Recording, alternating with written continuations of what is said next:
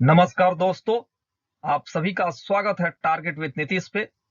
दोस्तों, आज के इस एपिसोड में हम BPSC previous year question papers में नेशनल मूवमेंट से जुड़े प्रश्न जो पूछे जा चुके हैं उनको विस्तार से देखेंगे। इन प्रश्नों के माध्यम से ये पूरा प्रयास किया जाएगा कि आपकी जानकारी जो है उस प्रश्न से संबंधित ज्यादा से ज्यादा बढ़े, ताकि अगर ऐसे ही प्रश्न घुमा फिरा कर अगर आपसे बीपीएससी द्वारा पूछा जाता है तो आप आसानी से उसका उत्तर दे पाएं।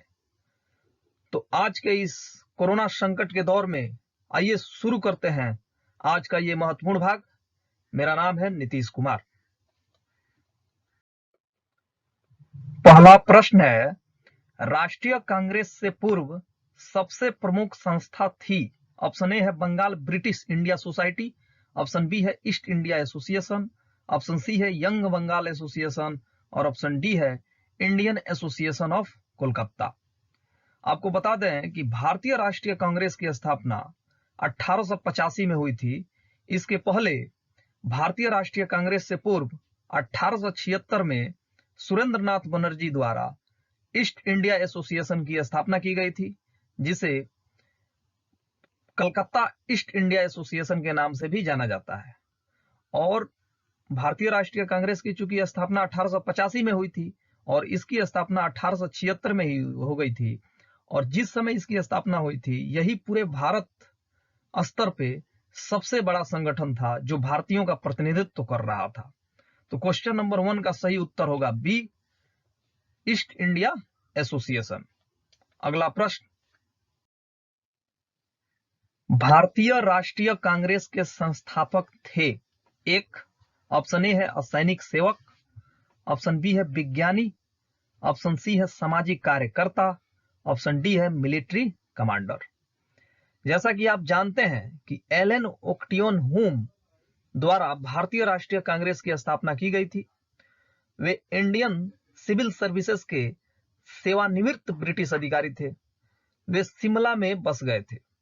1884 ईस्वी में उन्होंने भारतीय राष्ट्रीय संघ यानी कि इंडियन नेशनल यूनियन की स्थापना की थी, जो आगे चलकर यानी कि 1885 में भारतीय राष्ट्रीय कांग्रेस के नाम से जाना गया। कलकत्ता, बंबई तथा मद्रास का दौरा करने के उपरांत इन्होंने यह घोषणा की थी कि दिसंबर में भारतीय राष्ट्रीय संघ का एक सम्मेलन पुणे में आयोजित किया जाएगा, लेकिन पुणे में एक महामारी फैल जाने के कारण इसकी जो बैठक थी प्रथम, उसको जो है बंबई शिफ्ट कर दिया गया। तो भारतीय राष्ट्रीय के संस्थापक जो थे एक असैनिक सेवक थे, सिविल सेवक थे, असैनिक सेवक थे। तो क्वेश्चन नंबर 2 का सही उत्तर हो जाएगा ए, असैनिक सेवक। अगला प्रश्न, भारतीय राष्ट्रीय कांग्रेस का प्रथम अधिवेशन कहां हुआ था। ऑप्शन ए है कलकत्ता, ऑप्शन बी है लाहौर, ऑप्शन सी है मुंबई, ऑप्शन डी है पुणे। भारतीय राष्ट्रीय कांग्रेस का प्रथम अधिवेशन 28 दिसंबर 1885 को बंबई के तेजपाल संस्कृत पाठशाला में हुआ था। इसमें कुल 72 प्रतिनिधियों ने भाग लिया था, जिनमें से 38 प्रतिनिधि मुंबई महाप्रांत से थे और 21 मद्रास से और 3 सदस्य बंगाल से थे। इसके अलावा अगर बात की जाए तो जो भारतीय राष्ट्रीय कांग्रेस का प्रथम अधिवेशन हुआ था उसकी अध्यक्षता जो है वेमेश चंद्र बनर्जी ने की थी, जिनको डब्ल्यू.सी. बनर्जी के नाम से भी जाना जाता है। आपको बता दें कि दिसंबर में जो भारतीय राष्ट्रीय कांग्रेस की बैठक होनी थी वह पुणे में होनी थी, लेकिन पुणे में जो है महामारी फैल जाने के कारण इसकी बैठक जो है बंबई में शिफ्ट कर दिया गया था। और जब पहली बैठक हुई 28 दिसंबर 1885 को, तो इसी सम्मेलन में दादा भाई नौरोजी ने सुझाव दिया कि इंडियन नेशनल यूनियन जो नाम है 1884 में एओ हुम के द्वारा स्थापित हुआ था, उसका नाम बदलकर भारतीय राष्ट्रीय कांग्रेस कर दिया जाए। तो भारतीय राष्ट्रीय कांग्रेस का प्रथम अधिवेशन कहां हुआ था? मुंबई में हुआ था। तो क्वेश्चन नंबर 3 का सही उत्तर हो जाएगा सी। अगला प्रश्न, भारतीय राष्ट्रीय कांग्रेस के दूसरे अधिवेशन की अध्यक्षता किसने की? ऑप्शन ए है गणेश अगरकर, ऑप्शन बी है सुरेंद्रनाथ बनर्जी, ऑप्शन सी है दादा भाई नौरोजी और ऑप्शन डी है फिरोज शाह मेहता। भारतीय राष्ट्रीय कांग्रेस के दूसरे अधिवेशन की अध्यक्षता 1886 ईस्वी में दादा भाई नौरोजी ने की थी। इस अधिवेशन की बैठक कलकत्ता में संपन्न हुई थी। दादा भाई नौरोजी भारतीय राष्ट्रीय कांग्रेस के प्रथम गैर हिंदू अध्यक्ष थे। यही नहीं, अगर आपसे प्रश्न पूछा जाए कि भारतीय राष्ट्रीय कांग्रेस के प्रथम पारसी अध्यक्ष कौन थे, तो इसका भी सही उत्तर होगा दादा भाई नौरोजी। दादा भाई नौरोजी जो है बंबई प्रांत से संबंध रखते थे। इसके अलावा जिन महत्वपूर्ण बैठकों को आपको याद करना चाहिए वे हैं, सबसे पहला 1885 का प्रथम अधिवेशन याद रखिएगा जो बंबई में हुआ था, और अध्यक्षता इसकी जो है WC बनर्जी यानी कि वेमेश चंद्र बनर्जी ने की थी। और जो प्रथम बैठक हुई थी भारतीय राष्ट्रीय कांग्रेस के, उसमें 72 प्रतिनिधियों ने भाग लिया था। उसके अलावा जो भारतीय राष्ट्रीय कांग्रेस की तीसरी बैठक हुई थी वो मद्रास में हुई थी 1887 में, जिसकी अध्यक्षता सैयद बदरुद्दीन तैयबजी ने की थी। यहाँ आपको ध्यान देने वाली बात यह है कि सैयद बदरुद्दीन तैयबजी, जिन्होंने भारतीय राष्ट्रीय कांग्रेस की अध्यक्षता 1887 में की थी, जो कांग्रेस का तीसरा अधिवेशन था, यह प्रथम मुस्लिम अध्यक्ष थे कांग्रेस के जिन्होंने इसकी अध्यक्षता की थी। तो प्रश्न बार बार पूछा जाता रहा है कि भारतीय राष्ट्रीय कांग्रेस के प्रथम मुस्लिम अध्यक्ष कौन थे, तो इसका सही उत्तर होगा सैयद बदरुद्दीन तैयबजी। इस जो अधिवेशन हुआ था, तीसरा अधिवेशन मद्रास में, इसमें राष्ट्रीय आंदोलन में मुसलमानों से अपील की गई थी कि वह ज्यादा से ज्यादा संख्या में पहुंचकर भाग लें। इसके अलावा जो भारतीय राष्ट्रीय कांग्रेस का चौथा अधिवेशन था वो 1888 ईस्वी में इलाहाबाद में हुआ था। इसकी अध्यक्षता जॉर्ज यूल ने की थी। जॉर्ज यूल भारतीय राष्ट्रीय कांग्रेस का अध्यक्ष बनने वाले प्रथम व्यक्ति थे। तो प्रश्न ये भी पूछा जाता रहा है कि भारतीय राष्ट्रीय कांग्रेस के अध्यक्षता करने वाले प्रथम अंग्रेज कौन थे, तो इसका सही उत्तर होगा जॉर्ज यूल। कब की थी उन्होंने अध्यक्षता? 1888 ईस्वी में भारतीय राष्ट्रीय कांग्रेस के चौथे अधिवेशन जो इलाहाबाद में आयोजित हुआ था, उसकी अध्यक्षता इन्होंने की थी। इसके अलावा और भी कई प्रश्न पूछे जा सकते हैं भारतीय राष्ट्रीय कांग्रेस से, जिसको आप जो है देख सकते हैं। इसके अलावा एक प्रश्न यह भी बन सकता है कि इंडियन नेशनल कांग्रेस का सर्वाधिक बार अध्यक्षता किसने की, तो इसका सही उत्तर हो जाएगा दादा भाई नौरोजी और पंडित जवाहरलाल नेहरू, क्योंकि दोनों ने ही 3-3 बार जो है भारतीय राष्ट्रीय कांग्रेस की अध्यक्षता की थी। इसके अलावा प्रश्न यह भी बन सकता है कि भारतीय राष्ट्रीय कांग्रेस की बैठक सर्वाधिक बार कहां हुए, तो भारतीय राष्ट्रीय कांग्रेस की बैठक सर्वाधिक बार कलकत्ता में हुए थे। कुल 9 बार अधिवेशन हुए भारतीय राष्ट्रीय कांग्रेस के कलकत्ता में, जिसमें से 8 जो है नियमित अधिवेशन थे। नियमित अधिवेशन का यहां तात्पर्य है जो दिसंबर माह में प्रत्येक वर्ष भारतीय राष्ट्रीय कांग्रेस का बैठक आयोजित किया जाता था, उसको नियमित अधिवेशन कहा जाता था। और एक अधिवेशन जो हुआ वह विशेष अधिवेशन था जो 1933 में श्रीमती SN गुप्ता के नेतृत्व में हुआ था। विशेष अधिवेशन का क्या तात्पर्य है? अगर दिसंबर माह को छोड़कर प्रतिवर्ष किसी भी वर्ष में अगर दिसंबर माह में बैठक नहीं हो रही है और किसी अन्य मंथ में हो रही है तो उसको विशेष अधिवेशन कहा जाता है। तो क्वेश्चन नंबर 4 का सही उत्तर हो जाएगा भारतीय राष्ट्रीय कांग्रेस के दूसरे अधिवेशन की अध्यक्षता किसने की थी? दादा भाई नौरोजी। ये भारतीय राष्ट्रीय कांग्रेस के प्रथम पारसी अध्यक्ष थे। इस प्रकार क्वेश्चन नंबर 4 का सही उत्तर हो जाएगा सी। अगला प्रश्न, महात्मा गांधी ने भारतीय राष्ट्रीय कांग्रेस के किस अधिवेशन की अध्यक्षता की थी? ऑप्शन ए है 1922, ऑप्शन बी है 1924, ऑप्शन सी है 1928 और ऑप्शन डी है 1930 और ऑप्शन ई है इनमें से कोई नहीं या इनमें से एक से अधिक। भारतीय राष्ट्रीय कांग्रेस का जो अधिवेशन दिसंबर 1924 में हुआ था, बेलगाम जो कर्नाटक में स्थित है, उसकी अध्यक्षता महात्मा गांधी द्वारा की गई थी। और केवल यही एक अवसर था जब भारतीय राष्ट्रीय कांग्रेस के किसी अधिवेशन की अध्यक्षता महात्मा गांधी द्वारा की गई थी। यह जो है भारतीय राष्ट्रीय कांग्रेस का 39वां वार्षिक अधिवेशन था। इस अधिवेशन में एक प्रस्ताव द्वारा यह निश्चित किया गया था कि गांधी जी के रचनात्मक कार्यों पर बल दिया जाए। इसी अधिवेशन में गांधी दास समझौते को भी अनुमोदित किया गया था। गांधी दास समझौता जो है सीआर दास और महात्मा गांधी के बीच हुआ था। सीआर दास और जो भारतीय राष्ट्रीय कांग्रेस में मतभेद उत्पन्न हो गए थे चुनाव लड़ने से संबंधित, विधान परिषद में जाने से संबंधित, उसी के संदर्भ में यह जो है पैक्ट हुआ था महात्मा गांधी और भारतीय राष्ट्रीय कांग्रेस के बीच, जिसकी अध्यक्षता जो है गांधी जी ने की थी। इसके अलावा अगर भारतीय राष्ट्रीय कांग्रेस से जुड़े अन्य महत्वपूर्ण प्रश्नों पर विचार किया जाए तो प्रश्न ये भी आता रहा है कि भारतीय राष्ट्रीय कांग्रेस के सबसे कम उम्र के कांग्रेस अध्यक्ष कौन थे। तो भारतीय राष्ट्रीय कांग्रेस के सबसे कम उम्र के कांग्रेस अध्यक्ष मौलाना मोहम्मद अली जी थे, जो 1923 में दिल्ली में जो विशेष अधिवेशन हुआ था काकीनाडा में, उसकी अध्यक्षता इन्होंने की थी। तो भारतीय राष्ट्रीय कांग्रेस के सबसे कम उम्र के अध्यक्ष मौलाना मोहम्मद अली जो है भारतीय राष्ट्रीय कांग्रेस के सबसे कम उम्र के अध्यक्ष थे।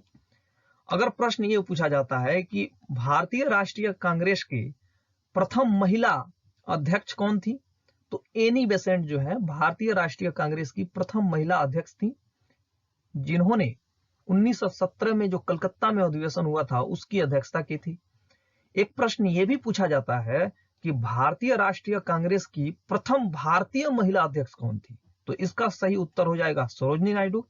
सरोजिनी नायडू ने भारतीय राष्ट्रीय कांग्रेस की अध्यक्षता 1925 में की थी, जो कानपुर में आयोजित किया गया था। तो प्रथम भारतीय महिला अध्यक्ष, यहां फोकस भारतीय महिला अध्यक्ष पे करना होगा, तो उसका सही उत्तर सरोजिनी नायडू होगा। अगर केवल प्रथम महिला अध्यक्ष पूछा जाता है कांग्रेस की, तो उसका सही उत्तर हो जाएगा एनी बेसेंट। इसके अलावा यह भी प्रश्न पूछा जाता है कि भारतीय राष्ट्रीय कांग्रेस का प्रथम अधिवेशन कौन सा था जो गांव में हुआ था। तो भारतीय राष्ट्रीय कांग्रेस का प्रथम अधिवेशन जो गांव में हुआ था वह था फैजपुर का अधिवेशन, जो 1937 में हुआ था। इसकी अध्यक्षता जवाहरलाल नेहरू ने की थी। एक प्रश्न यह भी पूछा जाता है कि राष्ट्रीय योजना समिति का गठन किस अधिवेशन में किया गया था।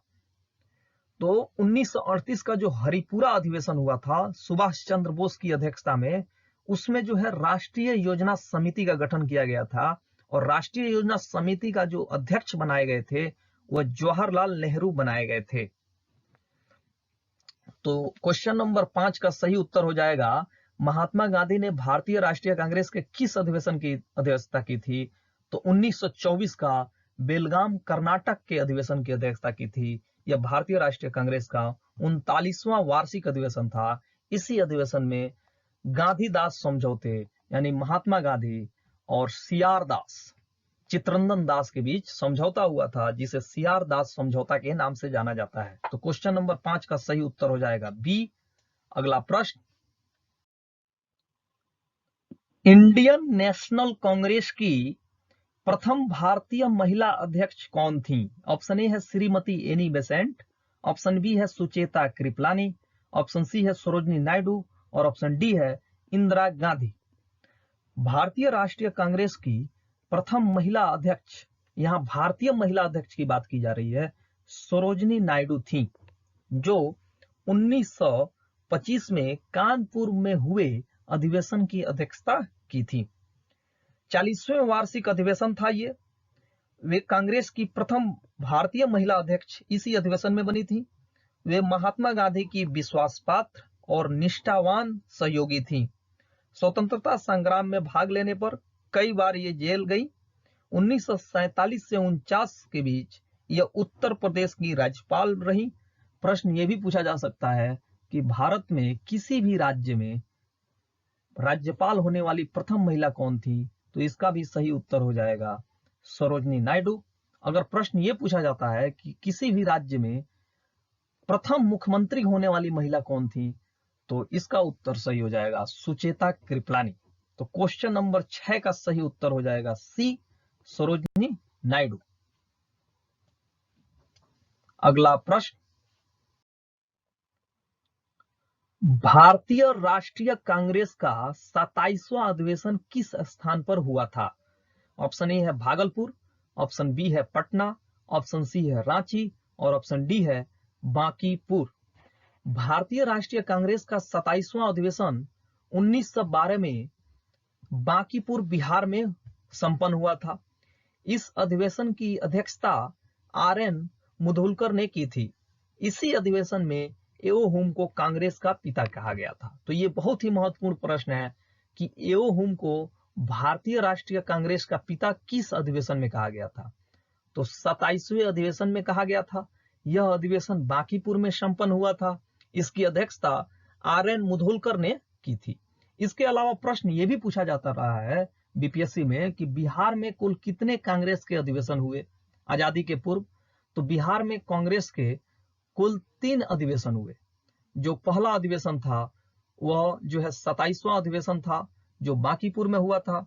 इसके अलावा बिहार में जो अधिवेशन हुए थे, एक गया में हुआ था 1923 में सीआर दास के नेतृत्व में, और एक जो है रामगढ़ में हुआ था 1940 में, जिसकी अध्यक्षता मौलाना अबुल कलाम आजाद ने की थी। याद रहे कि जो रामगढ़ की बात की जा रही है, यह झारखंड के राज्य के बन जाने के बाद यह जगह जो है अब वर्तमान में झारखंड में स्थित है।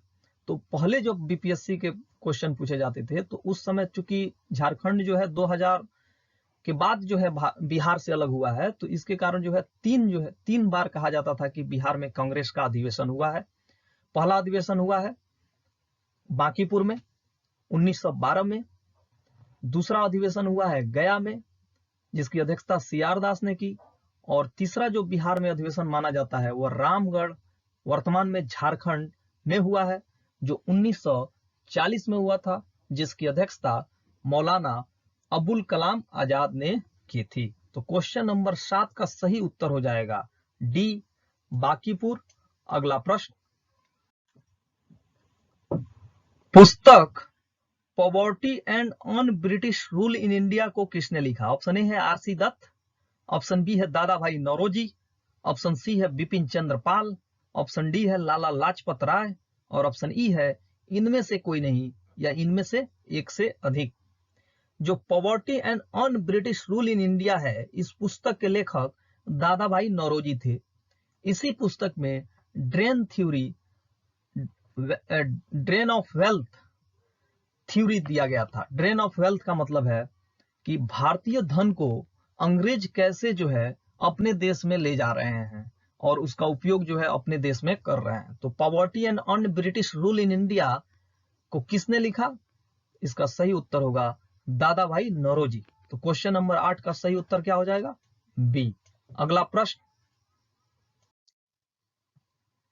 किसने कहा था कांग्रेस आंदोलन न तो लोगों द्वारा प्रेरित था और न ही वह उनके द्वारा सोचा या योजनाबद्ध किया गया था? ऑप्शन ए है लॉर्ड डफरिन, ऑप्शन बी है sir Syed Ahmad, option C है लॉर्ड कर्जन और ऑप्शन डी है लाला लाजपत राय।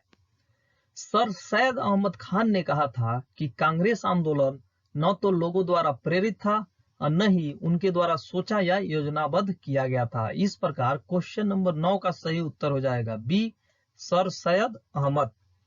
आपको बता दें कि 1888 ईस्वी में सर सैयद अहमद खान ने यूनाइटेड इंडियन पेट्रोटिक एसोसिएशन बनाई थी। इसका जो मुख्य उद्देश्य था वह कांग्रेस को विफल करना था। कांग्रेस द्वारा जो प्रचार किए जाते थे अपने बारे में, उसके खिलाफ जो है इंडियन पेट्रोटिक एसोसिएशन जो स्थापित किया गया था, United Indian Patriotic Association sir Syed Ahmad Khan के द्वारा, वह जो है उसके खिलाफ प्रचार किया करता था। सैयद अहमद खान ने कहा था कि कांग्रेस आंदोलन न तो लोगों द्वारा प्रेरित था और न ही वह उनके द्वारा सोचा या योजनाबद्ध किया गया था। और इस जो सर सैयद अहमद खान के द्वारा यूनाइटेड इंडियन पेट्रोटिक एसोसिएशन की स्थापना की गई थी, यह संगठन इस उद्देश्य पर काम कर रहा था कि कैसे भारतीय राष्ट्रीय कांग्रेस से जो लोग जुड़े हैं उनको जो है इसमें यानी कि आईएनसी इंडियन नेशनल कांग्रेस में अविश्वास की स्थिति उत्पन्न कर दी जाए और वे लोग कांग्रेस को छोड़कर चले जाएं। तो क्वेश्चन नंबर 9 का सही उत्तर क्या होगा? B, sir Syed Ahmad. अगला प्रश्न, मुझे विश्वास है कि कांग्रेस अपने विनाश की तरफ जा रही है और मेरी यह बड़ी इच्छा भारत में रहते हुए होगी कि इसके शांति प्रिय निधन के लिए इसका सहायक बनूं। ये किसने लिखा? ऑप्शन ए है लॉर्ड लिटन, ऑप्शन बी है लॉर्ड डफरेन, ऑप्शन सी है लॉर्ड कर्जन, ऑप्शन डी है लॉर्ड मिंटो, ऑप्शन ई है इनमें से कोई नहीं या इनमें से एक से अधिक।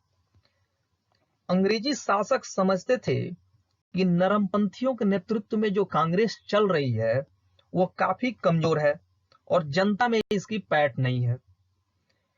और इस जो विचारधारा के सबसे बड़े प्रवर्तक थे वो लॉर्ड कर्जन थे। 1900 ईस्वी में लॉर्ड कर्जन ने कहा था कि मुझे विश्वास है कि कांग्रेस अपने विनाश की तरफ जा रही है और मेरी बड़ी इच्छा होगी कि जब तक मैं भारत में हूं उसके शांति प्रिय निधन में मैं उसका सहायक बन सकूं। वर्ष 1903 में लॉर्ड कर्जन मद्रास के गवर्नर को लिखा। उसने लिखा कि जब से मैं भारत आया हूं मेरी नीति यही है कि किसी भी तरह कांग्रेस को नपुंसक बना दूं। कर्जन ने कांग्रेस अध्यक्ष के नेतृत्व में प्रतिनिधि मंडल से मिलने से इनकार भी कर दिया था। तो इस प्रश्न के माध्यम से आप देख रहे हैं कि लॉर्ड कर्जन को भारतीय राष्ट्रीय कांग्रेस से कितना जलती थी। तो क्वेश्चन नंबर 10 का सही उत्तर हो जाएगा सी, लॉर्ड कर्जन। अगला प्रश्न, निम्न में से किस वायसराय के कार्यकाल में भारतीयों को राय बहादुर और खान बहादुर की उपाधियां प्रदान की जाने की शुरुआत हुई थी? ऑप्शन ए है लॉर्ड रिपन, ऑप्शन बी है लॉर्ड लिटन, ऑप्शन सी है लॉर्ड मेयो, ऑप्शन डी है लॉर्ड डफरिन और ऑप्शन ई है इनमें से कोई नहीं या इनमें से एक से अधिक। लॉर्ड लिटन के कार्यकाल में भारतीयों को राय बहादुर और खान बहादुर की उपाधियां प्रदान की जाने लगी थी। वर्नाक्यूलर प्रेस एक्ट 1878 ईस्वी में लॉर्ड लिटन के काल में ही पारित हुआ था। तो लॉर्ड लिटन इसलिए भी फेमस है कि वर्नाक्यूलर प्रेस एक्ट इसके समय में पारित हुआ था 1878, जिसके द्वारा जो भी भारतीय भाषा के समाचार पत्र थे अगर वे अंग्रेजों के खिलाफ लिख रहे हैं तो उनपे जो है प्रतिबंध, बैन लगा देना था। तो निम्न में से किस वायसराय के काल में भारतीयों को राय बहादुर और खान बहादुर की उपाधियां प्रदान की जाने की शुरुआत हुई थी? इसका सही उत्तर होगा लॉर्ड लिटन। तो क्वेश्चन वगैरह का सही उत्तर हो जाएगा बी। अगला प्रश्न, निम्न में से कौन उग्रपंथी नहीं था? ऑप्शन ए है दादा भाई नौरोजी, ऑप्शन बी है सुरेंद्र नाथ बनर्जी, ऑप्शन सी है गोपाल कृष्ण गोखले, ऑप्शन डी है बाल गंगाधर तिलक और ऑप्शन ई है इनमें से कोई नहीं या इनमें से एक से अधिक। ऑप्शंस जब आप देखेंगे तो देख रहे हैं कि दादा भाई नौरोजी, सुरेंद्र नाथ बनर्जी और गोपाल कृष्ण गोखले, ये तीनों लोग जो हैं ये नरमपंथी हैं और बाल गंगाधर तिलक जो है एकमात्र ऐसे व्यक्ति हैं जो उग्रपंथी हैं। उग्रपंथियों में सबसे ज्यादा जो फेमस था लाल बाल पाल थे। लाल का मतलब है लाला लाजपत राय, बाल का मतलब है बाल गंगाधर तिलक और पाल का मतलब है बिपिन चंद्र पाल। तो यहाँ उग्रपंथी नहीं था का ऑप्शन है। तो ऑप्शन नंबर ए, बी, सी तीनों ऑप्शन में जो नाम लिखे गए हैं वे उग्रपंथी नहीं थे। इस प्रकार क्वेश्चन नंबर 12 का सही उत्तर हो जाएगा ई, इनमें से एक से अधिक। ये सही उत्तर होगा, इनमें एक से अधिक जो है उग्रपंथी नहीं था। अगला प्रश्न, अधिकतर नरमपंथी नेता थे? ऑप्शन ए है ग्रामीण क्षेत्रों से, ऑप्शन बी है शहरी क्षेत्रों से, ऑप्शन सी है ग्रामीण क्षेत्र और शहरी क्षेत्र दोनों से और ऑप्शन डी है पंजाब से। अधिकतर जो नरमपंथी नेता थे वह शहरी क्षेत्रों से संबंध रखते थे। इसके कारण जो है उनका ग्रामीण क्षेत्रों में प्रभाव कम था और पूरे भारत स्तर के वे नेता नहीं बन पाए थे, इसीलिए उनका जो आंदोलन है उतना सफल नहीं हो पा रहा था। तो अधिकतर नरमपंथी नेता कहां से थे? शहरी क्षेत्रों से। इस प्रकार क्वेश्चन नंबर 13 का सही उत्तर हो जाएगा बी। अगला प्रश्न, बाल गंगाधर तिलक लोकमान्य तिलक के नाम से जाने गए जब, ऑप्शन ए है वे एक लोकप्रिय शिक्षक बने, ऑप्शन बी है उन्होंने एक लोकप्रिय अखबार शुरू किया, ऑप्शन सी है सरकार ने उन्हें रैंड मैडर केस में अभियुक्त बनाया, ऑप्शन डी है उन्होंने शिवाजी और गणपति उत्सव शुरू किया, और ऑप्शन ई है इनमें से कोई नहीं या इनमें से एक से अधिक। ब्रिटिश सरकार ने बाल गंगाधर तिलक को पुणे के असिस्टेंट कलेक्टर रैंड की हत्या के मामले में अभियुक्त बनाया था। 18 माह के कठोर कारावास की सजा उनको सुनाई गई। इस मामले में जब वे जेल से बाहर आए तो एक राष्ट्रीय नायक के रूप में उभरे, नेशनल हीरो के रूप में उभरे और उन्हें लोकमान्य की उपाधि प्राप्त हुई। तो इस प्रकार क्वेश्चन नंबर 14 का सही उत्तर हो जाएगा, सरकार ने उन्हें रैंड मर्डर केस में जब अभियुक्त बनाया और जब वो जेल गए तो उसके बाद जब वापस लौटे तब जो है वो जाकर जो है लोकमान्य के रूप में जाने गए। तो क्वेश्चन नंबर 14 का सही उत्तर हो जाएगा सी। तो दोस्तों ये रहा आज का महत्वपूर्ण भाग। आशा करता हूं कि इन प्रश्नों की श्रृंखला के माध्यम से आपको काफी लाभ हो रहा होगा और आपकी समझ भी विकसित हो रही है कि बिहार लोक सेवा आयोग द्वारा जो आयोजित की जाती है परीक्षा, उसमें नेशनल मोमेंट से किस प्रकार के प्रश्न पूछे जाते हैं, उनकी प्रकृति क्या होती है। इस एपिसोड से यही चाहूंगा आपसे इजाजत।